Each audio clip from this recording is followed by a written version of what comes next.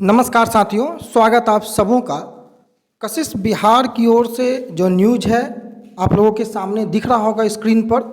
तेजस्वी प्रसाद यादव जो कि माननीय उप मुख्यमंत्री हैं बिहार सरकार के, आप सबों को पता है कि अपने वादों अपने ऐलानों के दम पर ही ये सरकार में आए हैं, या यूँ कहें कि इतनी जो सीटें मिली हैं उसी वादे और उसी ऐलान के दम पर। परंतु सरकार जब से बनी है केवल ऐलान हो रहे हैं, केवल वक्त लिए जा रहे हैं, धरातल पर अब तक कोई कार्य नहीं हो पाया है। कशिश न्यूज की ओर से ये खबर दी गई है कि बिहार के डिप्टी सीएम तेजस्वी प्रसाद यादव का एक और ऐलान है, नौकरी और रोजगार जल्द देने जा रही सरकार। परंतु ये जल्द ना जाने कब आएगा या चरितार्थ कब होगा पता नहीं है। कारोबारियों को भी सपोर्ट करने के लेकर के खबरें हैं, बड़े पैमाने पर मिलेगा काम।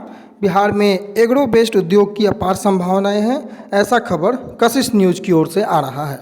दूसरी ओर कई प्रकार की कमेटियां बनाई जा रही हैं। पिछले दिनों नियमावली को लेकर के भी, शिक्षक बहाली कैसे हो, उसमें विसंगतियां कैसे दूर हो, उसको लेकर के भी कमेटी बनाई गई। आज नियोजित शिक्षकों के वेतन विसंगति को लेकर के भी कमेटी बनाई गई है।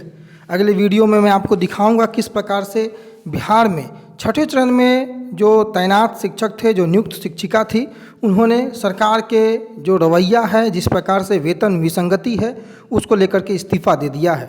एक ओर शिक्षक बनने की चाह रखने वाले अभ्यर्थी लाठी खा रहे हैं, दूसरी ओर सरकार के ढुलमुल रवैये से परेशान अभ्यर्थी ने इस्तीफ़ा तक दे दिया है। ये बेहद शर्मिंदगी की बात होनी चाहिए बिहार सरकार की ओर से।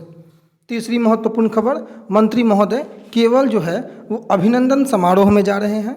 अभी तक मुझे नहीं समझ में आता है कि शिक्षा विभाग कोई ऐसा रोड मैप तैयार किया है जिससे गतिविधि आगे बढ़ पाए, परंतु मंत्री महोदय लगातार भ्रमण पर हैं।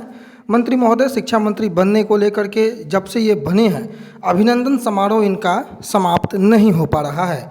दिनांक 9 सितंबर 2022 दिन शुक्रवार को, यानी कि कल 12 बजे इनका अभिनंदन समारोह प्रखंड महागठबंधन मुरलीगंज, यानी कि मुरलीगंज में जो है मधेपुरा BL हाई स्कूल में ये हैं। अगर आप वहाँ के कैंडिडेट हैं तो आप इनसे मिलकर के अपनी मांगों को रख सकते हैं।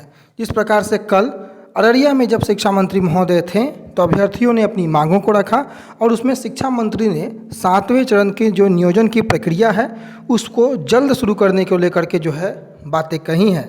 नागरिक अभिनंदन के दौरान मंत्री ने प्रदर्शन कर रहे अभ्यर्थियों को आश्वस्त भी किया है कि जल्द ही 7वें चरण के नियोजन की प्रक्रिया अपनाई जाएगी और जो अभ्यर्थी फॉर्म भरने से वंचित रह गए हैं उन्हें भी मौका दिया जाएगा। मंत्री ने यह भी कहा कि हर एक जिले से रिक्तियां मंगाई जा रही है और खाली सभी पदों पर आने वाले दिनों में नियोजन किया जाएगा। मौके पर उन्होंने कहा कि अररिया के जिला प्रभारी के रूप में अररिया में चलने वाली लोक कल्याणकारी योजनाओं को पूर्ण रूप से ज़मीन पर उतारना जो है उनका परम कर्तव्य है।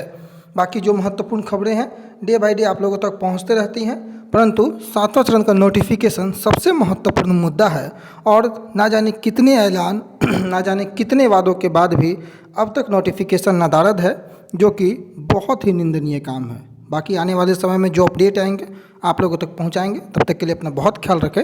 धन्यवाद।